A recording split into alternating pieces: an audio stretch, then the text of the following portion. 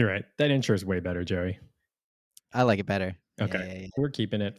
Hey, everyone. My name's Taka. You're listening to the Buying a House in Japan podcast.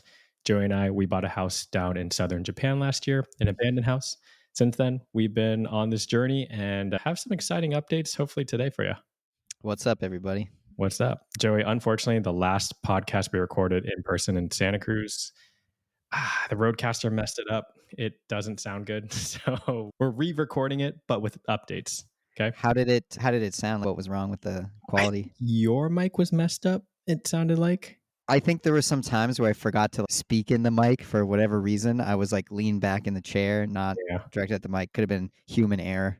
Okay. But yeah, anyways, I think this one will be better and we're becoming better podcasters, I'd say, overall, right?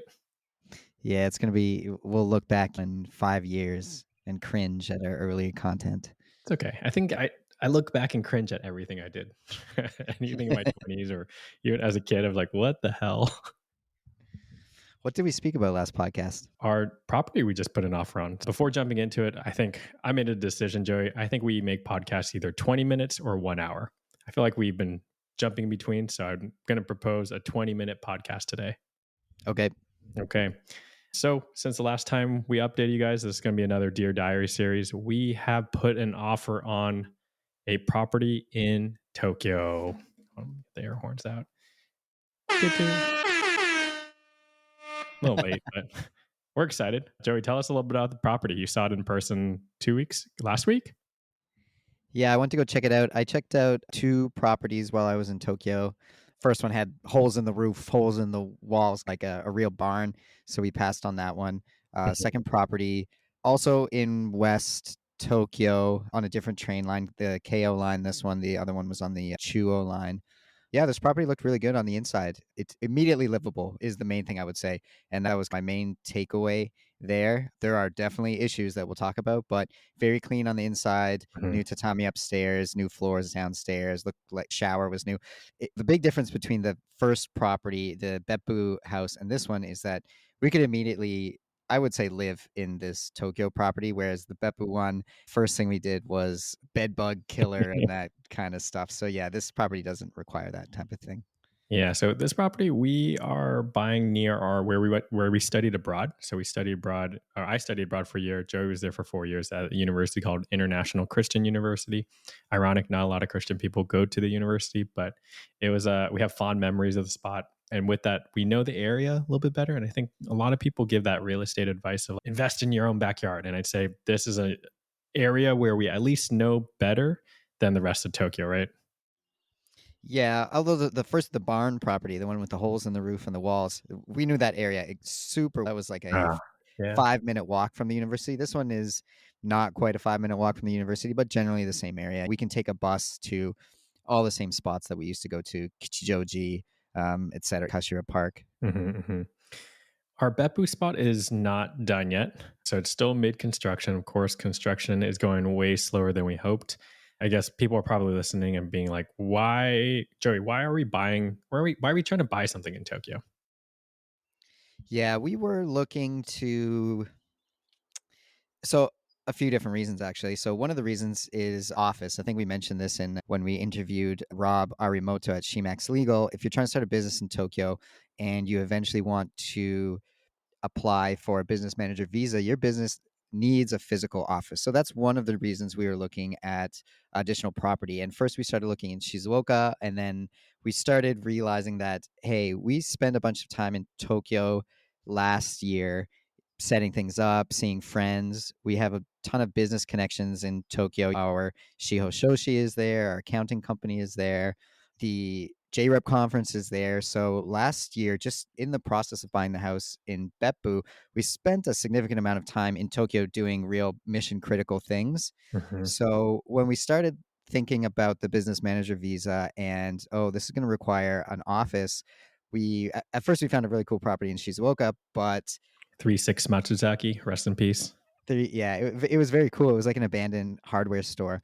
But we realized that the real value, if we were to get a second property, is that being in Tokyo, and especially this over the past month when I was in Japan most recently, it's just so the time spent in Tokyo meeting people and meeting the accountants, moving things along there was just such a so efficient. Just being there in person, it really makes a lot of sense to have a crash pad in Tokyo.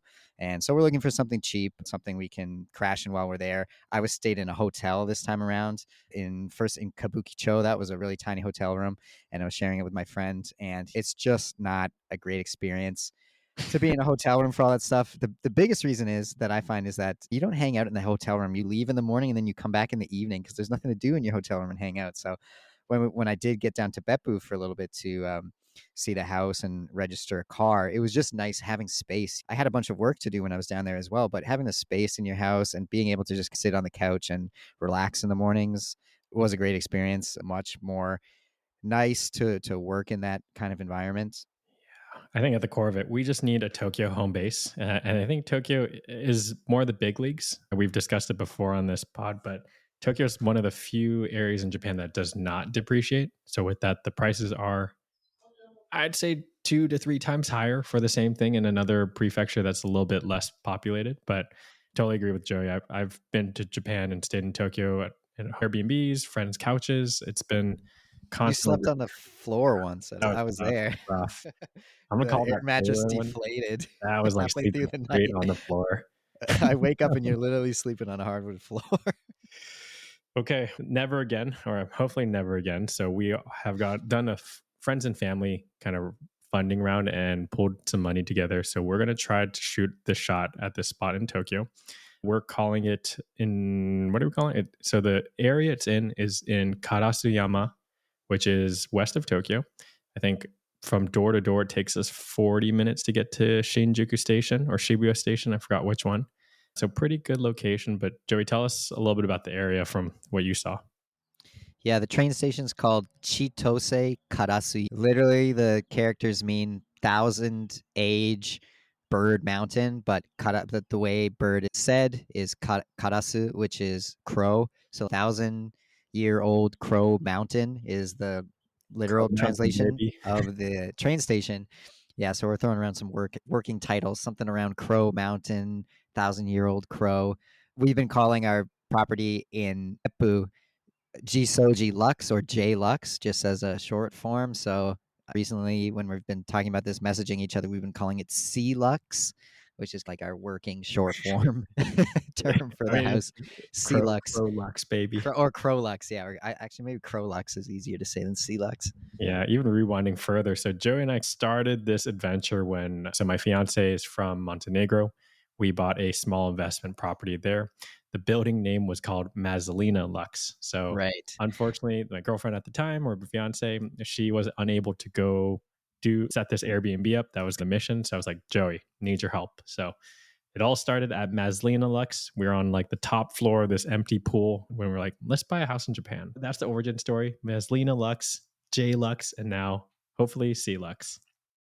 I think Mazlina means olive in Olive, yeah. Serbian. Yeah. Yeah, so olive Lux, J Lux, Crow Lux.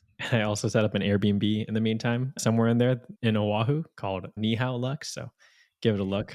We're really keeping on the Lux. That was 2020, 2023, right? 2022, 2023. 2023. Yeah. Okay. We'll come up with a new naming convention soon, but Crow Lux. Anyways, Yeah. Take Crowlux. What are the issues? I think that's the kind of the updates from Yeah. the last podcast that we didn't have when we did the last podcast. But the issues are like the big topic me and you have been discussing past few days. Yeah, let me pull up some of the just basics of it. Again, it's near a train station called Chitose Karasuyama, west of Tokyo.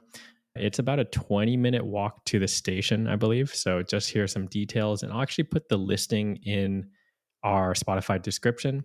Hopefully, by the time we publish this, we either know if we got it or not. But, anyways, it's listed at 15 million yen, which roughly translates to 100,000, like 90,000 to 100,000 US dollar. Let's go yen to dollar exchange rate. This place, most people would consider a piece of shit, I would say, in Tokyo. It's built in 1963, 500 square feet. What is that, square meters? Probably 40-ish square meters. And it's been renovated once, but it's 60 years old. It has 2 bedrooms upstairs, one living room slash kitchen downstairs and a really claustrophobically small shower and bath toilet. But at least that toilet is not a squatty toilet. It is a sitting toilet. Joey saw it. He zoomed me in. Joey, first impressions of the inside of the house before we go into the flaws. Yeah, so the inside of the house looked pretty good, better condition than J-Lux down in Beppu, 100%, no question about it. I was scared when I walked into J-Lux that first night. You were This really shook. We were both shook. we went back to the hotel that night. I feel like we didn't say much to each other, but Crolux, very nice on the inside. New floors, new wallpaper, kitchen. Can't remember what was in the kitchen, but like the vent above the stove, new bathroom tiles, all looked clean. But didn't look. The bathtub was not a scary one. The J-Lux bathtub. Staircase was narrow, but everything was dust free, clean. Upstairs, the tatami mats were newish. They were still that green color and quite a good green color. They weren't starting to turn yellow at all. No smells. I believe J-Lux had a smell. This had no smell, no grime on the walls. Everything had been refurnished at some point in the recent past. And that's very probably likely. The last person living in there was a tenant. So the owner passed away, but the owner had a tenant in there up until I can't remember what it was. It was either like 1 year or 6 months ago. And now the new owner either sold it to the real estate company we're trying to buy it from or is trying to sell it himself through this company, but abandoned. I don't remember the specifics, talking, maybe remember, but it's either six to Yeah. 12 months. Yeah, I think it's a little bit. I think our real estate agent got more information. It's actually a little bit longer, maybe like 2 years or something, but it looks very clean, which a little bit of a flag, huh? I think the real estate company bought this place, or is it still owned by the seller? It wasn't clear to me. Yeah.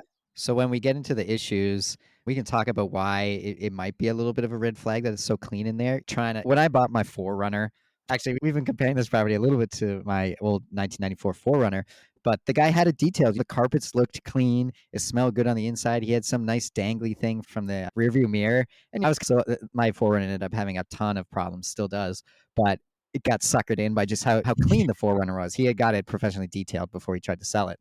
The same situation might be happening here. What do you think, Take?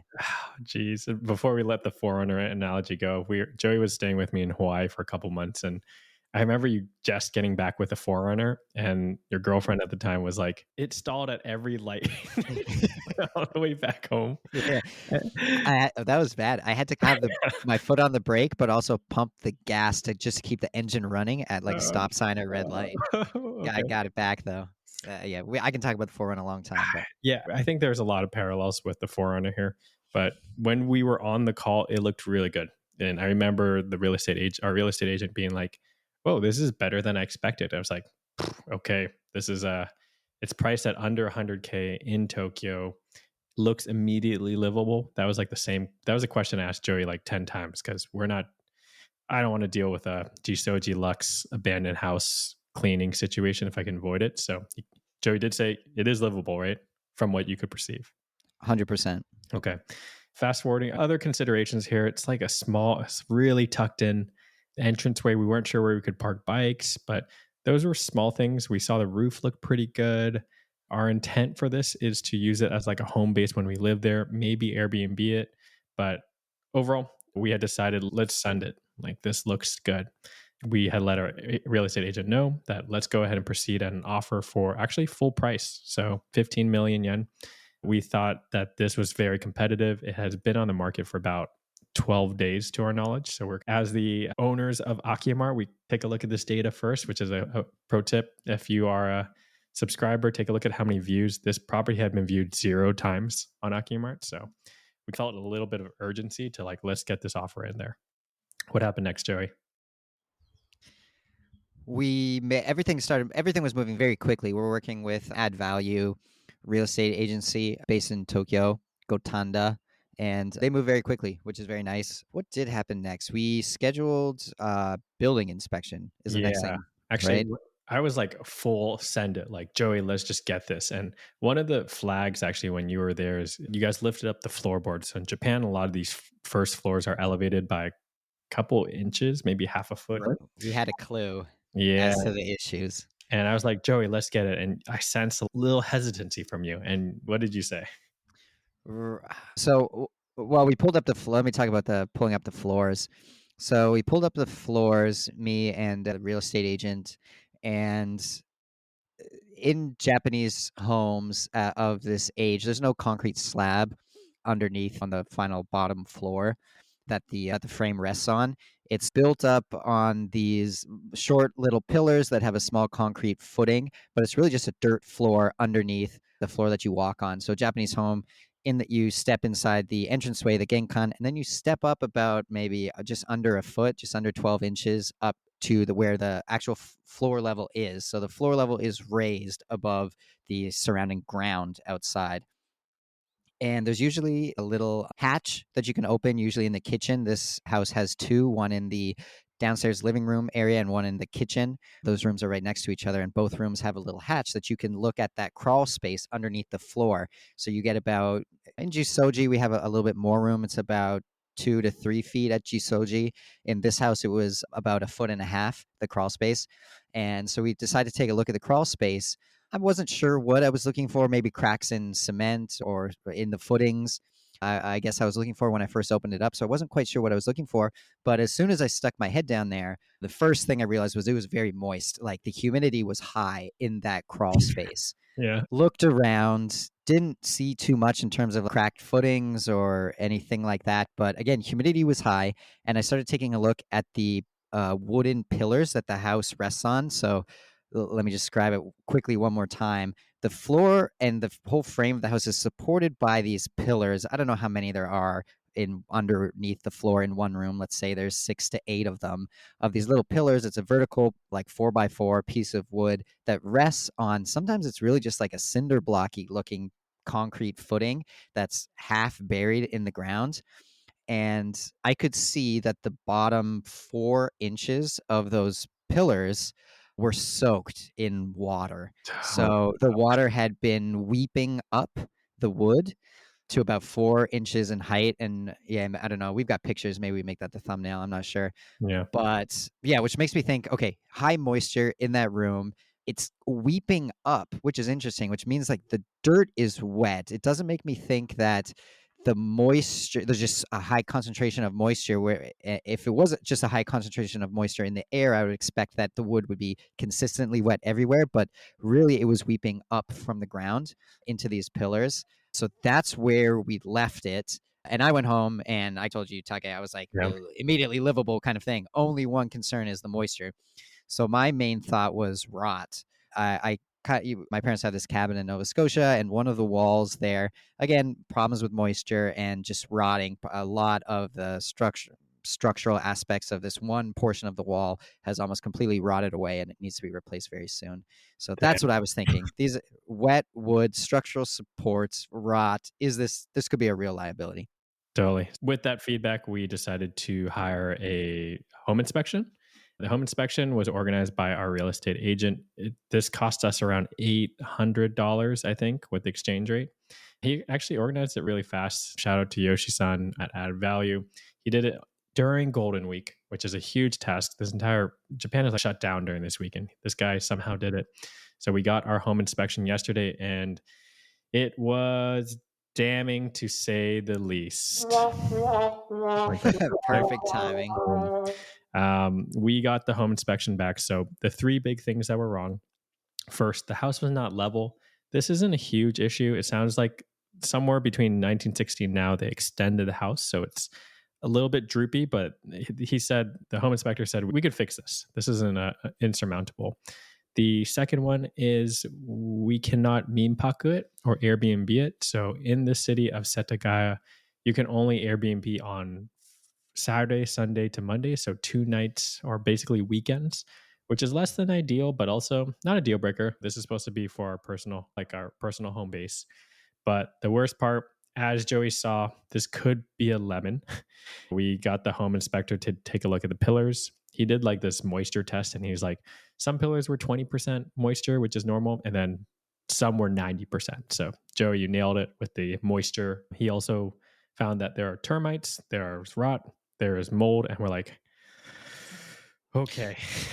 like, Yeah, all symptoms of moisture. I did a little bit of reading online, and termites, mold, rot, all symptoms of moisture, and even worse, bed bugs, or like the tatami bed bugs, the dani, also attracted to wet wood. So a whole host of problems can come from the moisture. We were looking at like where is this moisture coming from, and there's actually he found that there is a well under our house. So we don't know if that well is leaking, but we suspect that this is where it's coming from. Other people on Facebook, we follow a group called Building a House in Japan or Building in Japan. It's really helpful. They suggested that maybe our like gutters weren't draining correctly, which actually, Joey, I'm literally looking at a photo of the house right now, and our gutter goes directly into the ground. I don't see it. Huh. Really? Yeah. So yeah, actually, so the our real estate agent. Sorry if I call him Yoshi, but that's a real estate Yoshi-san. agent. Get it right, Joey. Yoshi-san. Yeah, so Yoshi-san, in one of his messages, he said that the building inspector took a look at the gutters and they said they were fine. Okay. So Okay. I don't know, but he did. That was part of his message to us after the building inspection. Okay. You're seeing them go directly into the ground. I'll take a closer look Yeah, later. it looks like it go maybe it's like bare I could see how the water would somehow get to where it is, but we looked at the water tables. We everything is a little bit of a mystery. So a lot of back and forth with me and Joey yesterday. We talked for maybe like 2, 3 hours. We're like, what do we do? Are we offering full price 15 million yen for this potential lemon? I brought the analogy of Joey's Forerunner. I was like, Joey, would you buy your Forerunner again, knowing it was a lemon? Are we walking into a lemon situation here? No, You wouldn't? no, I Oh no, no. I Oh wouldn't. no. I learned a lot through it. It was a good experience, but reflecting back on the time that I had with the Forerunner, I needed something that's slightly more reliable. I did have to lean on friends' cars more than I hoped to during that time. I hope that isn't a harbinger of what's to come with the house. Okay. I'm on the flip side where Joey and I, we were planning on any way to get rid of the floor and do a concrete floor. Like I love polished concrete floors and think they look rad. And I think making the ceilings higher. So that was one of the feature improvements we were going to do either way. And I'd say, Joey, we're in the game of buying abandoned homes. We're not buying perfect houses. This is part of the adventure. Although, albeit it might be costly, but I don't think this is insurmountable, was my attitude. And I think I convinced you a little bit, Joey. How are you feeling about it now? Yeah, it's true. We did want to drop the floor. We've seen it done before where you, instead of stepping up from the Genkan, you just make that straight floor and then you gain the extra foot of space between the floor and the ceiling, makes the ceiling seem higher. We did want to do that. We like the concrete look.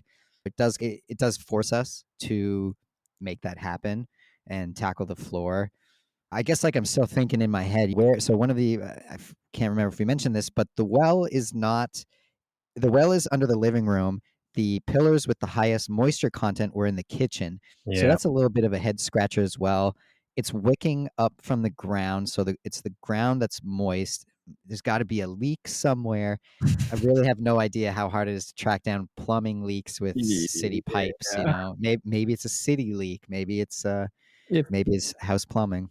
Yeah, and the thing with the real estate transaction, it seems like the seller needs an answer quickly. So we ultimately settled on a lowball offer. Sorry, I know we're tire kicking here, but it's just going to cost a lot of money to fix this. So we dropped our price down to 10 million yen. We are still waiting a response right now. 10 million yen is $65,000. So I hope the next time we record, we can say we bought a house in Tokyo for $65,000. Not too optimistic. I would say we got a 50-50 chance, Joey. What's your gut tell you? So it's interesting. So what we learned, our real estate agent, Yoshi-san, when we got the building inspection done, he told us that the seller's agent doesn't want to hear the results of the building inspection. Close the ears. Close the Cover ears their ass. because Yeah. they now have, it must be legal because Illegal. they were serious about it, but they have a legal responsibility to tell any prospective buyers about the issues that were uncovered in the building inspection. Say we pull out of the deal, but we share the building inspection report with them, they have a legal responsibility to tell any other prospective buyers that. So they said, don't tell us the results of the building inspection. So messed up, huh? Yeah, a little shady. They know this is a problem. I think, right? They either know there was a problem or they knew there could be a problem. So potentially that's why the house looks so good on the inside Yeah. because they really cleaned it up to try to sell it. But it does seem like they're waiting for a sucker to buy it. Just the fact that they're like, don't tell, they're putting their fingers in their ears a little bit. Yeah.